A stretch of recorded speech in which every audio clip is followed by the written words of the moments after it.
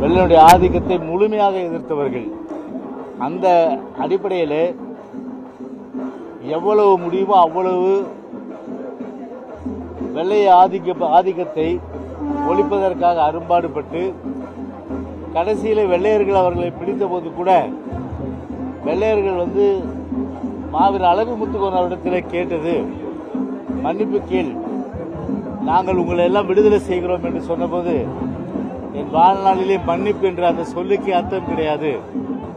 என் தலையை போனாலும் சரி, பீரங்கி கொண்டு என் உடலை பிளந்தாலும் சரி, தலையை பிளந்தாலும் சரி, மன்னிப்பு என்ற வார்த்தைக்கே அந்த அகராதியில் இல்லை என்று சொல்லி அந்த அடிப்படையில் மன்னிப்பு கேட்காத காரணத்தினால் வெள்ளையர்கள் மாவீரர் அழகு முத்துக்கோன் அவர்களையும் அவரை சார்ந்தவர்களையும், அதாவது படை வீரர்களையும் பீரங்கி கொண்டு தாக்குதல் நடத்தி அதன் மூலம் ஒரு மாவீரருக்கு இந்திய ஏகாதிபத்தியவாதிகளான வெள்ளையனை எதிர்த்ததற்காக அவருடைய உடல் பிளந்தாலும் கூட அவருடைய அந்த சிந்திய ரத்தம் இந்திய சுதந்திரத்துக்கு முதல் குரலாக இந்திய மண்ணிலே ஒலித்தது என்பதுதான் ஒரு மாபெரும் வரலாறு.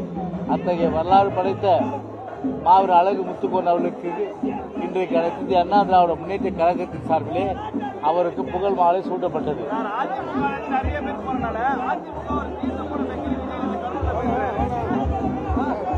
விஜய் பொறுத்தவரையில் நேற்றைக்கு கரூர்ல பேசியிருக்காரு. பொதுவாகவே வழக்கமான ஸ்கிரிப்ட் தான், ஒரு புது மாதிரியான ஸ்கிரிப்ட் கிடையாது. ஒரு சிஎம்னா ஒரு டிப்ளமேட்டிக் இருக்கணும்.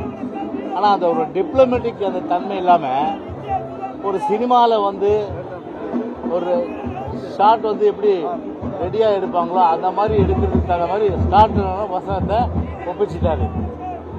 நான் கேட்குறேன், இடைத்தேர்தலை மனதில் கொண்டு உங்களுடைய பயணம் அமைந்தது. தமிழ்நாட்டிலே லட்சக்கணக்கான இளைஞர்கள் அவர்கள் வேலை இல்லாமல் இருக்கிறார்கள். ஆனால் என்ன சொன்னீங்க நீங்கள்? நாங்கள் ஆட்சிக்கு வந்தவுடன் வீட்டுக்கு ஒருவருக்கு வேலை தருவோம்னு சொன்னீங்களா இல்லையா? வீட்டுக்கு ஒருவருக்கு வேலை இன்னும் தரல. அரசு பணியிடங்கள் 3.5 லட்சம் இன்னைக்கு காலியா இருக்கு. அந்த 3.5 லட்சம் பணியிடங்கள் நிரப்புவதற்கு என்ன நடவடிக்கை எடுத்து அந்த பேசியிருக்கலாம். நீங்க அதை பேசல. விவசாயிகள் பிரச்சனை பேசுறீங்களா? இல்லை, இன்னும் ஜூன் மாசத்துல குறுவை சாகுபடிக்கு, குறுவைக்கு அடுத்தது சம்பா, சம்பாவுக்கு அடுத்தது தாளடி, முதல்ல குறுவை சாகுபடிக்கு இப்போ 9.90 டிஎம்சி தண்ணீர் வேணும். அதே போல ஜூலையில் 30 டிஎம்சி தண்ணீர் வேணும். அதை திறந்து விடுவதற்கு என்ன நடவடிக்கை ஒரு ஸ்ட்ராங்காக எடுத்த அந்த டெல்டா ரீஜனுக்கு நீங்கள் போயிருக்கீங்க. கரூரம் காவிரி பயிர் இடம், அதை பற்றி எதாவது பேசுறீங்களா? அதை பற்றி எதுவும் பேசல. சரி, டிஎன்பிசிக்காக பார்த்தீங்கன்னா வேகன்சி அவ்வளோ இருக்கும்போது இளைஞருடைய எதிர்காலம் வேலை வாய்ப்பு கேள்விக்குறியாக்க நிலையில் ஒரு 32 பேருக்கு பணி அப்படின்றது பொதுவாகவே விஜய் பொறுத்தவரை இதை புரட்சி தலைவர் எம்ஜிஆரோடு ஒப்பிடும்போது 1958 சம்பாதித்த பணத்தை எல்லாம் வாரி வாரி வாரி வாரி ஏழை எளிய மக்களுக்கு கொடுத்தாரு.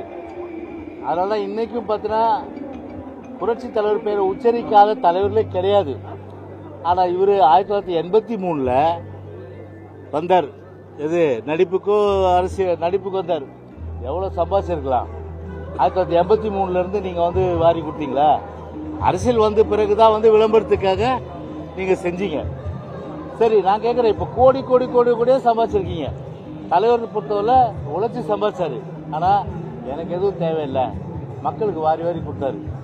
நான் கேட்குறேன், ஒரு கோடி ரூபா அந்த 32 குடும்பத்துக்கு கொடுத்துட்டு போயிருக்கலாமே. 32 குடும்பத்துக்கு ஒரு கோடி ரூபா கொடுத்தாலே அதை வச்சு அவங்க பார்த்தீங்கன்னா மாதம் பேங்க்ல போட்டு வண்டினா கூட ஏகப்பட்ட அளவுக்கு அவங்களுக்கு அவங்க பொருளாதார ரீதியாக முன்னுக்கு வர முடியும். அரசு வேலையை கொடுத்து படித்து கொண்டிருக்கின்ற டிஎன்பிசி படித்து கொண்டிருக்கின்ற இந்த வாய்ப்பை ஏன் நீங்கள் பறிக்கணும்? அதான் இப்போ இளைஞருடைய அந்த கேள்வி. அதாவது கிராமத்தில் சொல்லுவாங்க, குறுக்கிடாத கடைத்தேங்காய் எடுத்து வழிப்பிள்ளையார் கொடுத்த மாதிரி, கடைத்தேங்காய் எடுத்து வழிப்பிள்ளையார் கொடுத்த கதையாக தான் அவருடைய கதை இருக்கு. ரெண்டாவது என்ன சொல்றாரு? சக்தி, இந்த சக்தி, அந்த சக்தி, இந்த சக்தின்னு.